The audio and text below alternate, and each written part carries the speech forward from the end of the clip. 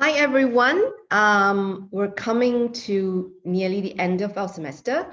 So this week we're going to just be looking at some issues that journalists will face in their course of their work, and perhaps some of the issues that you have also faced during your investigation throughout this unit.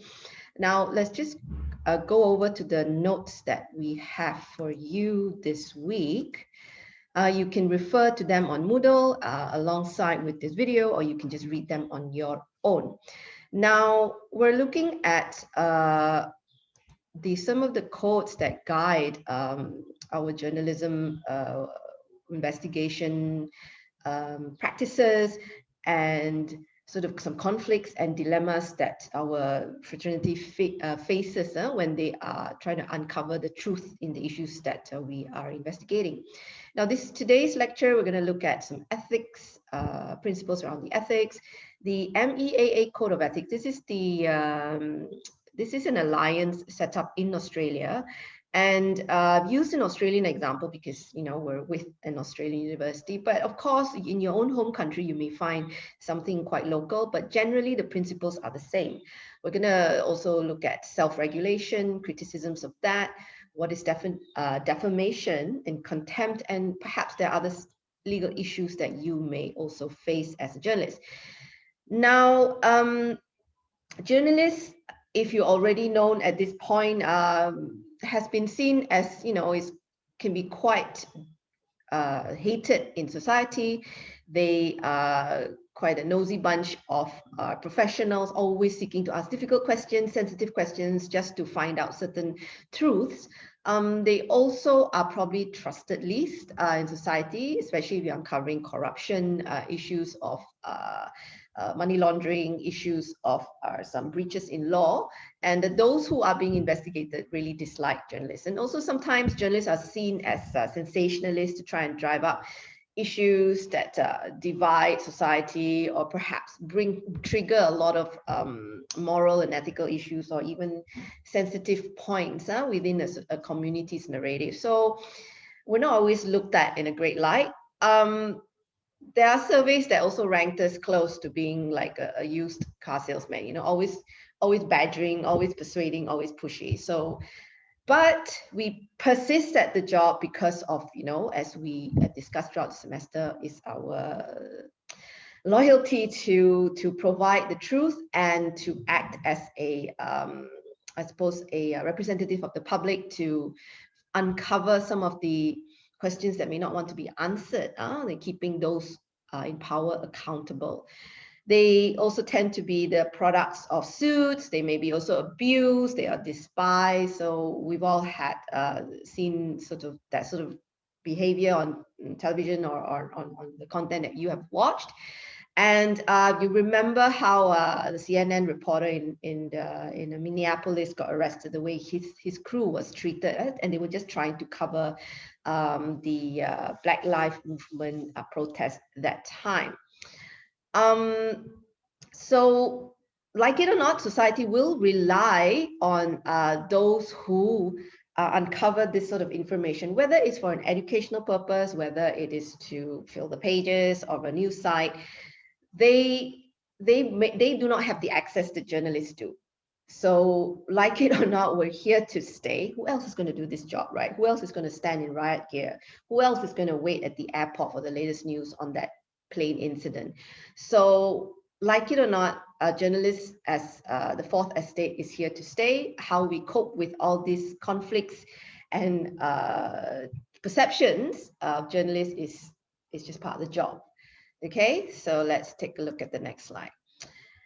Coming back to why we do what we do, finding the truth, deciding what is news, through certain alliances, through certain code of ethics, and to keep to our duty of informing the public. What's also not really talked about, and you probably see a lot of these incidences, is how the UK tabloid, maybe American tabloid as well, even to an extent, in your local market, you have certain tabloid journalists uncovering quite sensitive areas of people's lives. So it's a question of deciding what part of the life of a public figure is supposed to be public consumption, and what sort of boundaries we set to keep them private. So these are some of the dilemmas we encounter. Now, these two cases are quite old, but they are interesting case studies. You're welcome to go and read more about them on your own.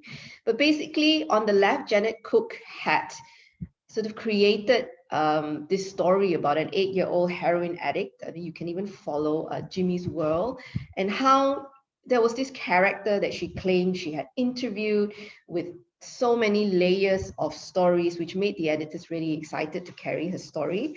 And it was published in the 80s, but of course she was found out. And the same with Jason Blair. If you had been following journalism issues, he was discovered in 2003, and he also had, planned certain stories from places that he had not been to. He had fabricated stories. So these sort of characters really taint the profession. And with the trend of fake news, with the what you call that, the explosion of the internet, these cases will come up more and more. So it's up to professional journalists, up to also inform public to kind of navigate through these waters and finding out what is real and what is fake. Okay, reasons to stay ethical: credibility, your reputation as a professional, regardless of whether you end up as a journalist or a writer of any sort of news site. You want to keep reputational risk low. You want to maintain, a good character. Other reasons to be ethical is once you have good credibility, people will know you for your professionalism, for your responsibility to your code of ethics, your responsibility to society, your responsibility to your audience. You will stay in the profession for a while. It also keeps you in good books of your contacts, people that know you, people that want to work with you in future. You may need another interview, may need another source of information. So people know that you stick, you're responsible and you're able to navigate through these muddy waters of fake news and truth. They will probably be more than happy to speak to you. But if you are known as a liar, fabricator, and you're unprofessional about how you get around getting your stories, then, it affects your reputation. Integrity of your organization that you're representing. I always want to maintain that you take your reputation wherever you go, you build it as you go along. So you choose, you make the choices how you want to conduct yourself professionally. And if you're employed with someone, of course, you represent that company's ethics and brand and standards. If you're working as a freelancer, this is even more and more important, because you do not have an organization to support you, to get you out of lawsuits, to fix your libel suits, to defend you in defamatory suits. You need to build your own strong credibility as a responsible writer, investigator, photojournalist, journalist, whatever you choose to be. And this applies to all professions, okay? So it's a no-brainer, but it needs to be reminded, okay?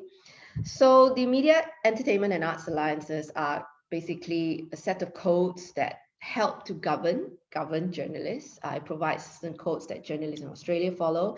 That is the ethical part of it. And in Australia, they also have something called the Australian Press Council. Now, in tutorial this week, we'll be looking at hopefully a local cases of there's a Malaysian Press Council being talked about. Is it formulated? What's the pros? What's the cons? Same with perhaps in India, in Japan, Indonesia, wherever you are studying journalism from. Go look at some local cases to see whether it exists and how it's helping journalists sort of strengthen their profession. Now, there are sort of criticisms of self-regulation. What does self-regulation mean? It's explained in itself, the word, that journalists are like a community and they will regulate themselves. So they can call out on each other's breach of conduct, maybe breach of contract, breach of professionalism. And it's up to the community to check and balance each other. If someone posts a fake photograph, someone who fabricates information, somebody pretends to be someone else when conducting an interview, all this can be called out if found out, and then you can be taken to court perhaps, or you can be set aside, you can have a good talking down to, you could even lose your job. The downside of it is it's self-serving, and it could be ineffective if the community itself is not interested in governing in governing the fraternity, and that itself will create this perception to the wider society that journalists are really a bunch of irresponsible fools. So this is always been the big dilemma and the big debate in journalist communities on how they got to look after their own, how they got to look after the profession, and to come back to the point of serving the public. There's also a question of punishment, penalties. Who decides what punishment is severe? Who decides what penalties? In Malaysia, if I'm not mistaken, there is journalism. There used to be a national press club, but there isn't as active as you like. There's the National Union of Journalists, and I think they were talking about self-regulatory council. And for those in Malaysia, you can have a research on whether it's been effective or whether it's taken off or not. That is something we can discuss in tutorial.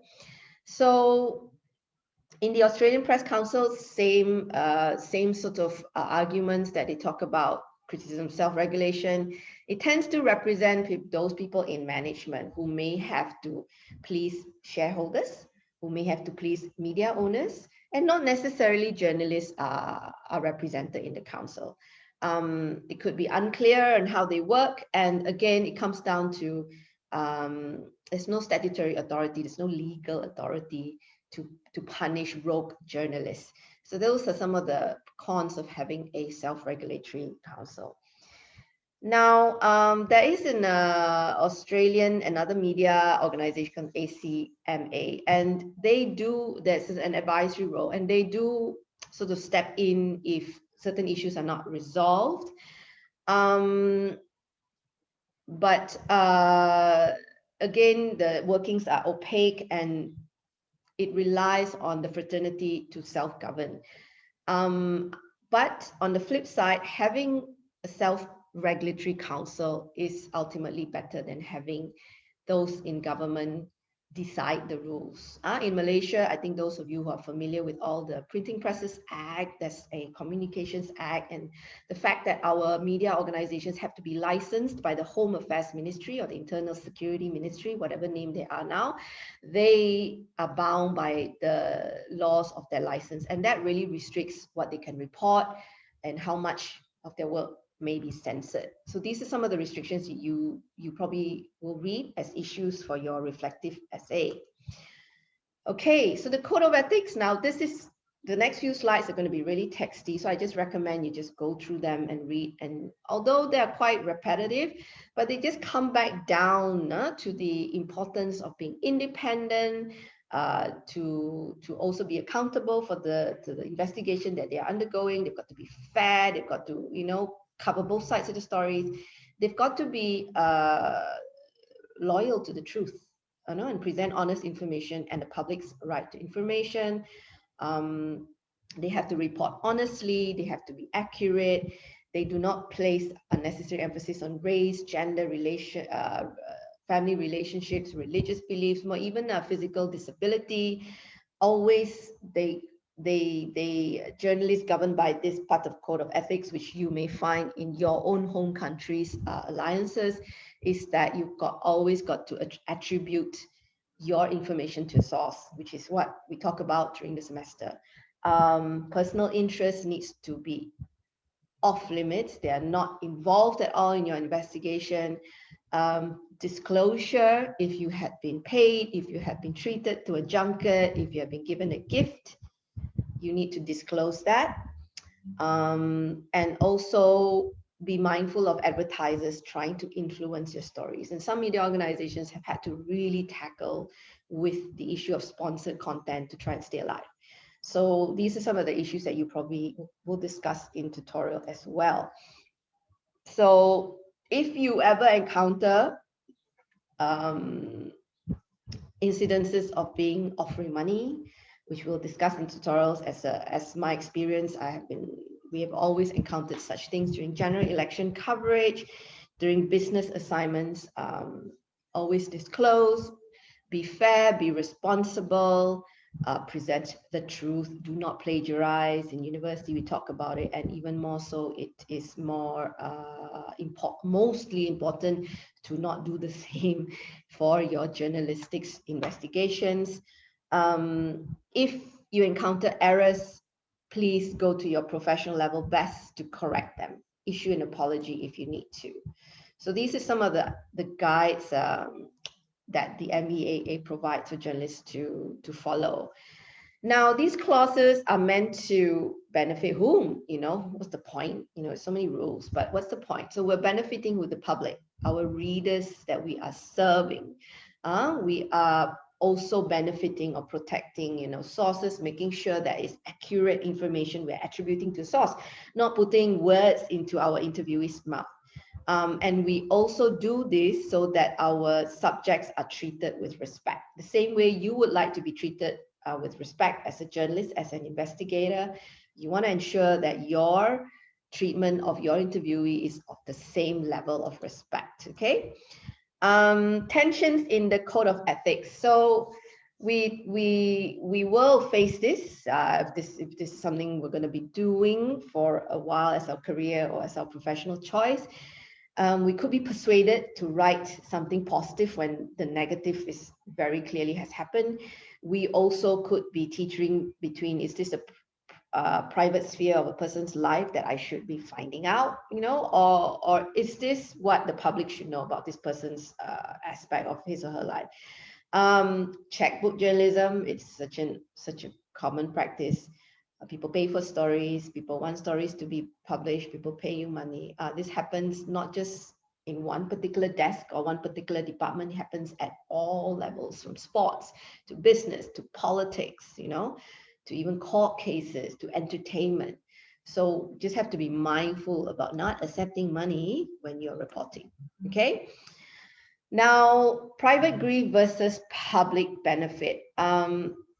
You may come across these examples in the course of your investigation, perhaps not to the level of UK paparazzi, but do you then, trespass a particular place to photograph someone who is doing completely private thing? It could be just working out, or it could be, nude sunbathing, like the Duchess of Cambridge, Princess Diana in the gym, the late Princess Diana. She was really the subject of a lot of UK paparazzi until her death.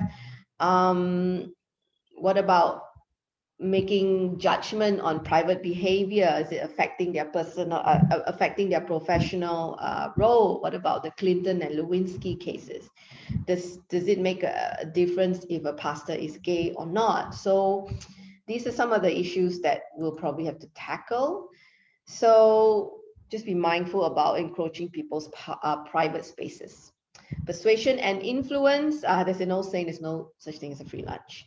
And if you do get out to the press, you do get out to the world where we're able to meet people and have social gatherings, you'll be often probably maybe given gifts, certain things in press kits, say you're covering a business assignment or a product launch or covering an event, for instance, a dinner, a concert. Are you allowed to accept those things? Travel features. And, travel features are great. Once we can get to travel, I'm sure there are lots of hotels, resorts, spas, lots of holiday spots that want publicity, to try and get the tourists back into traveling again and to help the economy. You need to declare all this if your trip had been sponsored, okay? So that is some of the influences that you will have to face. Checkbook journalism, paying sources for stories is highly inappropriate. So instead of you being paid for a story, you may also face the issue of, maybe if I pay this person some money, they will reveal very juicy details and that will make me famous, will win my story Pulitzer Prizes, and it will get me the headline, will get me the byline that I really want. No, whether you are paying it out of the company's pocket or your own, that's a big no-no. There's some expectation, and then you'll be beholden to the person who's just paid you, regardless of who they are. Take a look at how Murdoch's, I think the former News of the World had been covering. They are a big tabloid, and they often pay to get information about certain celebrities, VIPs, the royal family, so that their newspapers or news sites will, their stories will be picked up. So these are some of the issues that you've got to be aware about. I don't expect any of this sort of behavior in the unit. But when you go out to the professional newsroom, you may find maybe your sources are asking for money. Do you offer them or not? Or maybe it doesn't have to be money. Maybe it becomes a drink. Maybe it becomes dinner, you know. So be mindful of how you behave professionally. Okay, so defamation. Now, defamation can mean occurs when one person communicates by words, photographs, videos, illustrations that could damage the reputation of another. So if you're going to write something, be mindful what you're saying. Be accurate. Don't assume. And don't judge based on your own conditioning, maybe your own cultures, your own beliefs, and you just assume a person looks like this, therefore he or she behaves like this, therefore she is like this, or her professional credibility will be tainted. And defamation can be in a form of libel, which is written, or slander, which is verbal. You know, you could defame someone by just, you know, having a conversation about someone else without any, which is what gossip is really. Once it gets printed, then becomes libel, and you could be subject, you and your editor and your news organization could be subject to a lot of lawsuits, which are a real pain. Okay, so 3 conditions on defamation. It must contain a defamatory imputation. So it could be a statement that that the reporter has written, or it could be a visual representation. It could be an image that is placed in a certain way that could be showing a compromising position, and it will make your reader or your audience think less of the person that, or the trade or the profession that you are portraying in your piece. So two very simple examples here. You can just go directly defame Mr. Jones, says he's a crook, or you can imply that Mr. Jones is a pedophile. So you have to be aware of these subtle nuances also when you're writing your stories. The defamatory imputation is specific. Yeah, it refers to a specific person. So if you're talking in general without naming a person, it wouldn't be defamation. But unless you've written other sort of nuances or clues to lead people to believe very strongly that Mr. Jones is Mr. Jones, then therefore you could be sued for defamation. But if you do mention this person directly, you may be up for a suit. So you got to be just be mindful when you're writing about interviewing your interviewees, and you're describing their trait, their profession, maybe their characteristic as well. It becomes defamation, it becomes libel when it's published to one or more persons. So meaning when it gets, you know, published online or gets printed, or even a simple newsletter or a poster you put on a board could be also defamatory. Okay. These are some of the other examples that you could possibly expose yourself to defamation. Wrong caption. I've done it before, and I've had to manage, you know, possible suit, but it went away, thankfully. Factual mistakes, rumors, gossip, wrong headlines, errors, not checking. So, you know, use of certain innuendos, nuances, such and such. So just be aware when you're writing. That's all we're asking for. So these are some of the defenses that your organization or your lawyers or your organization's lawyers may resort to when they're defending the case against a possible defamation suit. I come back to freelancers who do not have so-called the legal protection of a newsroom. So who do you fall upon? You could go to your local journalist union or collective. They may be able to recommend certain legal services that may be free, maybe pro bono, to help you out in defamatory cases. But more often than not, freelancers are not protected in any market. So you just got to be mindful when you're signing contracts and when you're doing stories, when you are working on your own. Okay, let's see. So very simple tips. How do you avoid all these headaches?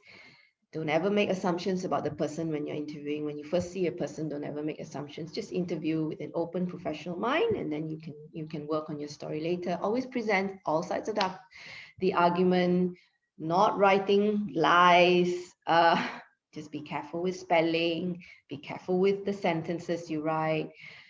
Now, with news, I want to stress that you do not offer your opinion unless you're writing an opinion piece or commentary about an issue. When you're reporting, just report what you've been told and get both sides of the story or three sides of the story if it's a big argument.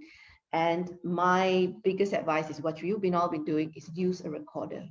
So that if, let's say, this is in the professional world, once your story gets published and the person's refuting what he or she said to you, you have proof. And that will stand in a court. So always keep your notes. And most important, with the ease of technology now, use a recorder. Okay. Contempt.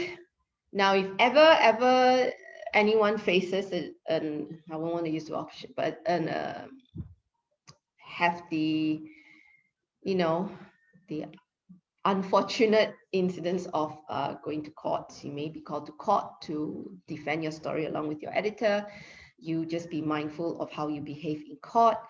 Contempt, you can be charged with contempt, and this is some of the examples of the behaviors that you can be charged with. So you could be disrespectful in court, you're not responding, you're rude, and you're not responding politely to the questions.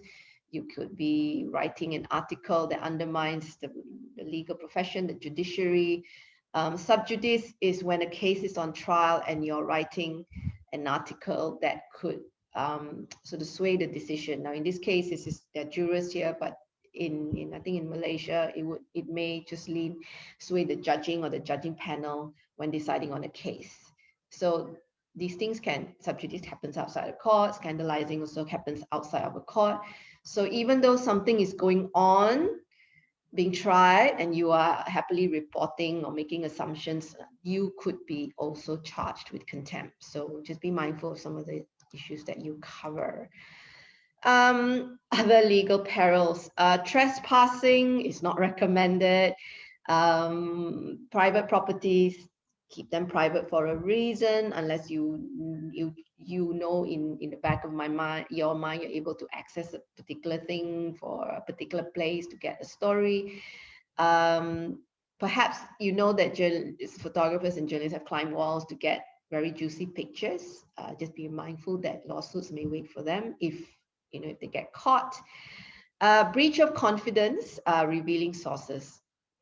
So if your source tells you, I'm only going to talk to you because you promised that you're not going to name me, if it's on, if you decide to name the person, then you could be up for a lawsuit. Hidden cameras, voice recorders. Now these undercover assessments, undercover assignments to do exposés, we'll discuss more in tutorial, but it is a question of juggling between exposing issues that will hold powers that be accountable, or is it breaching somebody's private rights as an individual? So we've had lots of cases with loads of international newsrooms, or even like local sites going with undercover cameras, mics, and wires to find out information about human trafficking, child slavery, child marriage, to be able to expose those abusers, who are victimizing a lot of the marginalized, for instance.